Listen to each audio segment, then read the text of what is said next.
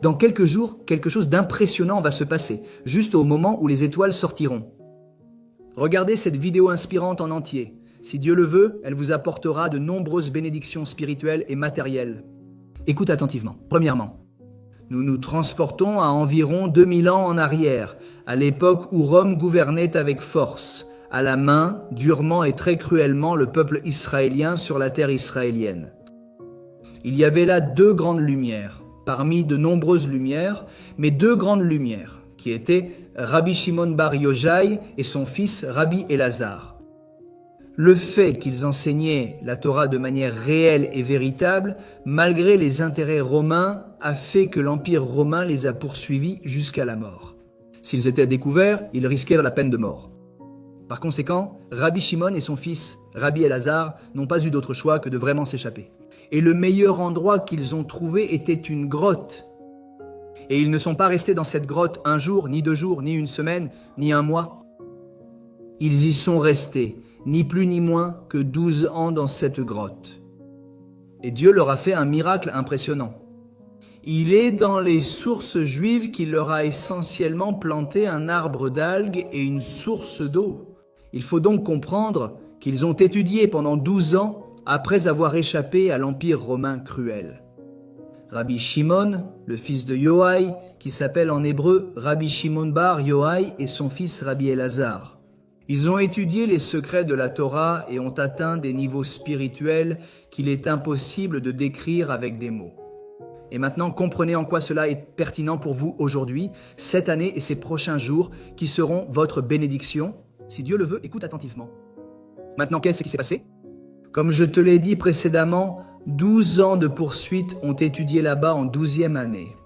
Ils sont sortis de la grotte grâce à Dieu, mais le niveau spirituel était tel que lorsqu'ils sont sortis, ils ont vu. Par exemple, des personnes labourant le champ. Imaginez quelqu'un d'une stature spirituelle qu'il est impossible de détailler. Avec nos mots, il a compris et vu comment une personne pouvait travailler jour et nuit dans un champ en labourant. Voyant par exemple travailler derrière un taureau ou une vache et regarder des heures, et des heures à regarder l'arrière du taureau par exemple en labourant. Et c'est la vie de la personne. Et c'est la vie. Si vous interrogez cette personne sur son activité, elle vous répond sans plus d'explication, car c'est ce à quoi elle se consacre. Par conséquent, Rabbi Shimon et Rabbi Elazar ont compris qu'ils brûlaient leur âme. Les personnes qui vivaient ainsi n'avaient d'autre choix que de labourer un champ, par exemple, pour donner un exemple. Au niveau spirituel, c'était comme si les gens brûlaient, une réalité insupportable pour eux. Il est évident que cela venait d'un amour profond pour les créatures de Dieu. Voyant des gens brûler leurs âmes, travailler jour et nuit, dans quelque chose qui n'avait pas de but spirituel, donc à un niveau spirituel, c'était comme s'ils brûlaient cette réalité. Par conséquent, une voix céleste leur a dit « Retournez à la grotte et réfléchissez à votre regard sur le monde ». Essentiellement, ils sont retournés à la grotte pendant une autre année, et pendant cette année, sûrement, évidemment, dans cet immense lieu spirituel qu'ils avaient, ils ont évidemment étudié et développé des idées et compris. Voyons quelle était vraiment la raison pour laquelle, après avoir passé 12 ans dans la grotte, ils ont dû y retourner pendant 1 an de plus pour réfléchir et continuer à étudier. Torah pour vraiment comprendre le monde de Dieu et voir ce qu'il devait donner au monde et accorder et donner cette immense valeur qu'ils ont donnée au monde. En fait, c'est ce que je vais t'expliquer dans cette vidéo et qui te concerne. Par conséquent, après 1 an, ils sont sortis à nouveau, mais ses yeux étaient différents. Ils ont déjà vu la réalité avec une autre profondeur, malgré, comme nous l'avons dit 1 an auparavant, la profondeur qu'ils voyaient était impressionnante. Mais sûrement, en raison de cette immense qualité spirituelle, ils n'ont pas pu voir un peu ce qu'ils auraient dû voir. Qu'est-ce qui s'est passé à ce moment-là? Dans cette année ajoutée, annexée aux 2 années précédentes. Par conséquent, ils ont vu un vieil homme. Ils ont vu un vieil homme portant 2 branches d'Adams, ou en hébreu on dit Hadassim, 2 branches d'Adas. Et ils lui ont demandé, cher vieil homme, qu'est-ce que tu portes dans ta main? Et il a dit, je porte des branches d'Hadassim, des branches d'Adas, des branches d'Hadassim. Et pourquoi faire? Il a dit, pourquoi faire? Je veux honorer le Shabbat le samedi, comme vous le savez, le jour saint hebdomadaire des Juifs est le samedi, le Shabbat. Et l'un a dit pour se souvenir du Shabbat, qui se dit Zahor et Al-Shabbat, dit en hébreu. Et l'autre pour prendre soin du Shabbat, Shamor et Al-Shabbat, Zahor veut Shamor. À ce moment-là, je le dis avec mes mots, mais comme une inspiration divine, il est sûrement entré dans Rabbi Shimon et son fils Rabbi Lazare. Et ils ont compris et ont dit comment les Juifs aiment-ils leurs mitzvot, leurs préceptes? Il n'y a pas de mitzvah, pas de précepte dans la Torah pour apporter 2 hadassim à la maison, mais ils ont compris que cet ancien, par amour pour les mitzvot, les préceptes divins, emmenait 2 hadassim chez lui.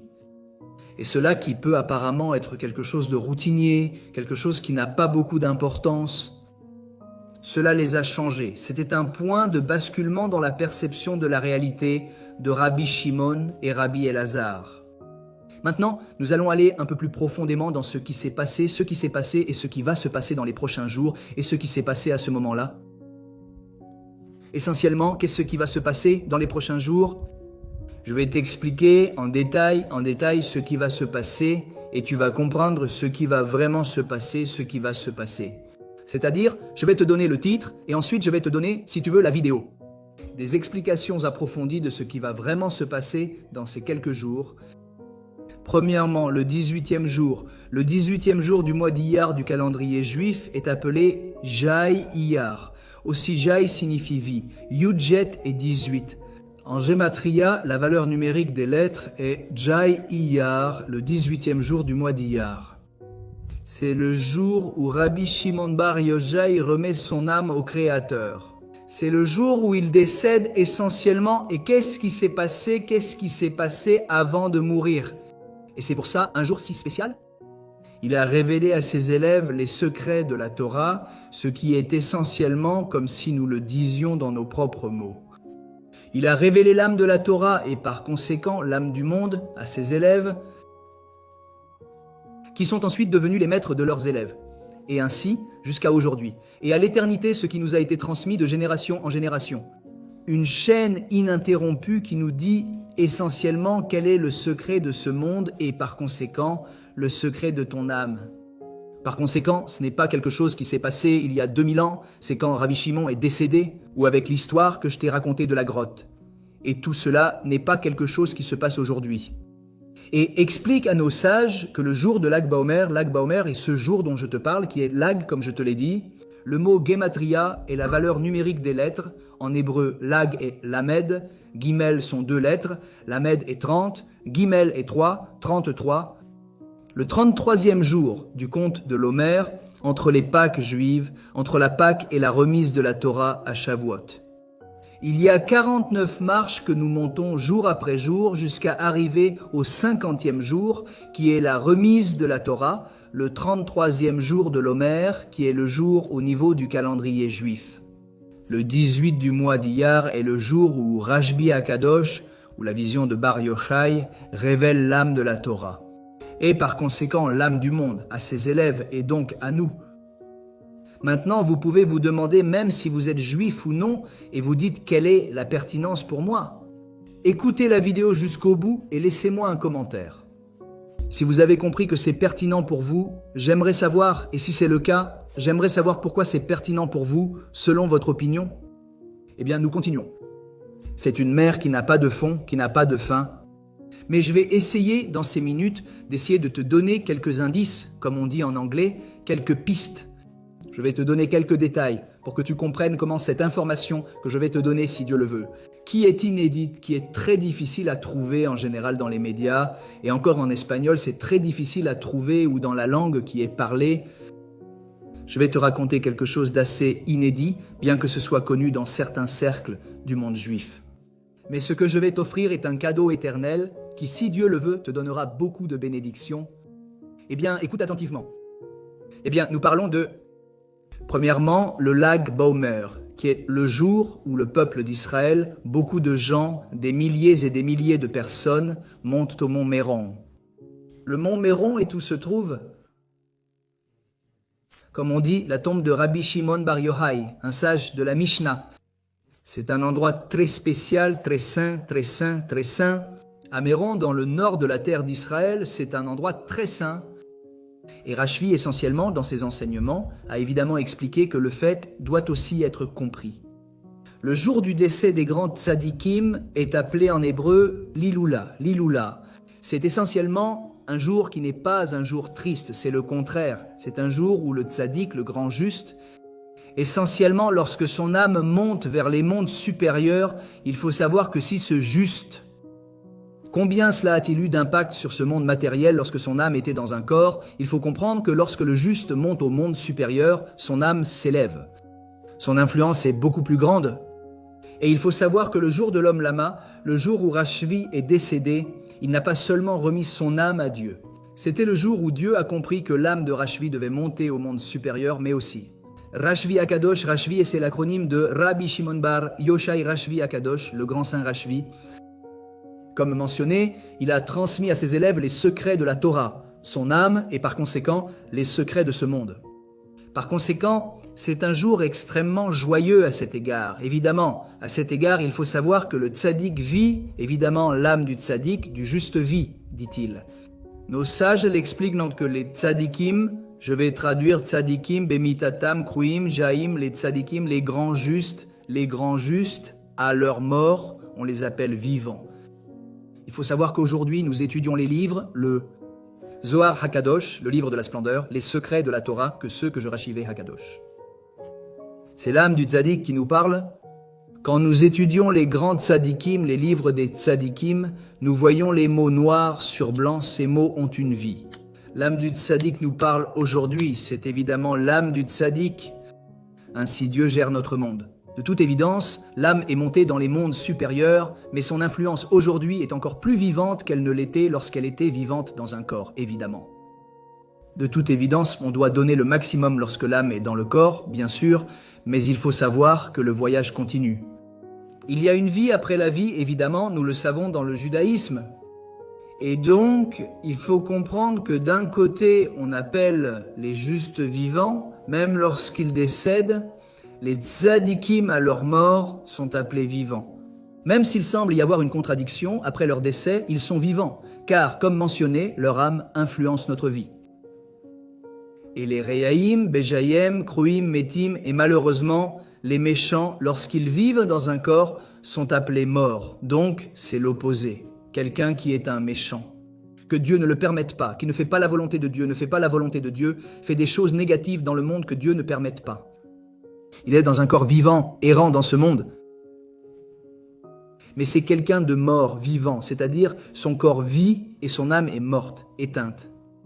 Il est donc essentiel de saisir les concepts de vie et de mort selon les enseignements secrets du judaïsme et de la Torah. Maintenant, je veux continuer à te raconter un peu qu'est-ce qui vous semble important dans cette situation. Écoute attentivement. Très bien. Nous avons dit que Rashvi enseigne l'âme de la Torah. Quand nous parlons de l'âme de la Torah, je vais te raconter quelques secrets de la Torah et tu vas comprendre à quel point ils sont pertinents pour ta vie. Par exemple, il faut savoir ce qu'est la Torah. La Torah. Tu sais sûrement ce qu'est la Bible, mais la Bible juive, évidemment la Bible que Dieu a remise au peuple d'Israël. C'est quelque chose de beaucoup plus fort qu'un livre. Il faut comprendre que la Torah, l'essence de la Torah, pas le livre que Dieu a ensuite remis au peuple d'Israël, mais la Torah au niveau de l'essence, comme l'âme de la Torah. Elle a précédé la création du monde. Notre sage explique que c'est un grand secret connu de peu. Que Dieu, avant de créer le monde, a vu la Torah et a créé le monde. Il a regardé la Torah et a créé le monde. Qu'est-ce que cela signifie ? Tout comme un ingénieur va créer un pont, un architecte, un bâtiment, et il a un plan en anglais, un blueprint, un plan sur lequel, après le plan, il construit, c'est-à-dire il voit le plan et construit. Ainsi, Dieu a vu dans le plan du monde qui est la Torah que lui, évidemment Dieu, le Créateur Tout-Puissant, a créé. Il a vu la Torah et a créé le monde selon les lois de la Torah. Par conséquent, lorsque nous étudions la Torah, nous étudions les lois du monde, comment le monde fonctionne, comment notre âme fonctionne, qu'est-ce que Dieu veut. Et depuis la partie la plus littérale, pour le dire d'une certaine manière, la partie la plus cachée, la Torah parlant beaucoup, C'est comme des mondes parallèles, comme la physique quantique peut aujourd'hui dire que les mondes parallèles existent, ce que la science confirme d'une certaine manière aujourd'hui. Les lois spirituelles que les Juifs connaissent depuis des milliers d'années, qui aujourd'hui sont comme une grande nouveauté, il existe des mondes parallèles, il existe cette intelligence artificielle, tout ce qui est aujourd'hui une grande nouveauté pour le judaïsme. Ce sont des choses connues depuis des milliers d'années, évidemment, peut-être dites avec d'autres mots, mais nous connaissons les principes spirituels depuis des milliers d'années. Pourquoi? Parce que la Torah est la manifestation de Dieu dans ce monde. Et donc, en allant, par exemple, nous allons aller à différents moments. D'abord, avant la Genèse, qu'est-ce qui s'est passé? Qu'est-ce qui s'est passé? Tu te dis bien, comment puis-je le savoir? Le premier livre de la Torah est la Genèse, c'est bien connu. Je vais te révéler un secret impressionnant, explique le hassidisme. Le hassidisme, ce sont les secrets de la Torah, c'est impressionnant. Avant la Genèse, y a-t-il quelque chose qui s'est passé et qui n'est pas écrit dans la Torah? Réfléchissons ensemble et partagez à nouveau vos opinions dans les commentaires. Dieu a créé le monde. Très bien. Bereshit bara Elohim et hashamayim vetaretz se traduit en français par Dieu a créé le monde. Bereshit bara Elohim bereshit et au commencement, Dieu a créé les cieux et la terre et hashamayim les cieux et la terre. Beth-Hartz. Très bien, maintenant que s'est-il passé avant Bereshit? Comme je te l'ai dit avant, que s'est-il passé avant Bereshit? Comment le savoir? Allons réfléchir, allons fractionner. La Torah du Sod enseigne des secrets sur ce qui s'est passé, ce que Dieu pense et comment il raisonne. À créer ce monde, qu'est-ce qui s'est passé avant la création? Il s'est passé que Dieu voulait créer le monde, la pensée de Dieu de vouloir créer le monde. Maintenant, je vais te donner un exemple quotidien de ta vie.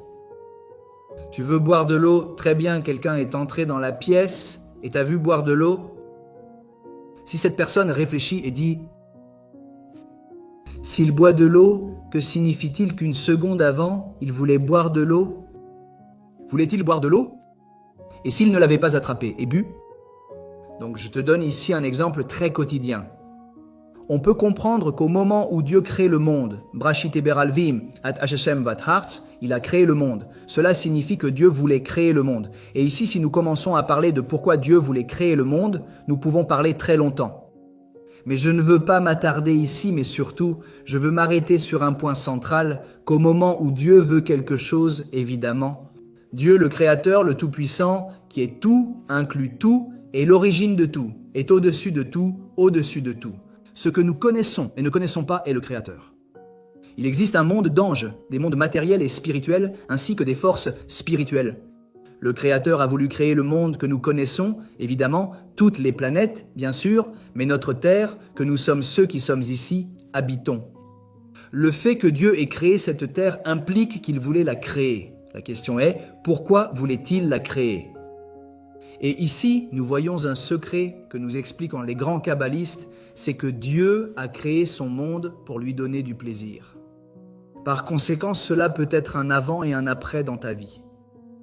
Malheureusement, beaucoup de gens ont un lien avec Dieu totalement erroné, comme il y a une blague qui n'est pas si drôle. On leur demande si quelqu'un vient. Un rabbin lui dit qu'il ne croit pas en Dieu, il ne croit pas en Dieu. Il lui dit ainsi, il ne croit pas en Dieu, qu'il ne croit pas. Le rabbin, avec un sourire, lui dit « Eh bien, raconte-moi. En quel Dieu crois-tu » Et la personne reste un peu perplexe et elle dit « Non, non, je ne crois pas en Dieu. » Mais bon, en le Dieu en lequel tu ne crois pas, en quoi ne crois-tu pas? En quoi ne crois-tu pas? Ou en quel Dieu crois-tu? Autrement dit, je te le demande, quel Dieu est comme ça ou n'est pas comme ça? Le rabbin, avec un sourire, a dit « Regarde, en le Dieu en qui tu ne crois pas, je ne crois pas non plus. Ne t'inquiète pas, nous sommes unis sur ce point. Tu veux savoir en quel Dieu je crois? Es-tu invité? Il y a une raison pour laquelle tu es venu dans mon bureau. Veux-tu savoir en quel Dieu je crois? Je t'invite maintenant à croire en le Dieu en lequel tu ne crois pas. Je n'y crois pas non plus. Nous sommes unis là-dessus, pas de problème. Si tu veux savoir en quel Dieu je crois en le Dieu qui m'a donné. La Torah, la vérité de la Torah, la vérité du monde qui m'aime et t'aime, bienvenue, bienvenue. A-t-elle changé la vie de cette personne? Malheureusement, ici, beaucoup ont un lien totalement erroné avec Dieu. Par conséquent, nous allons ici aborder un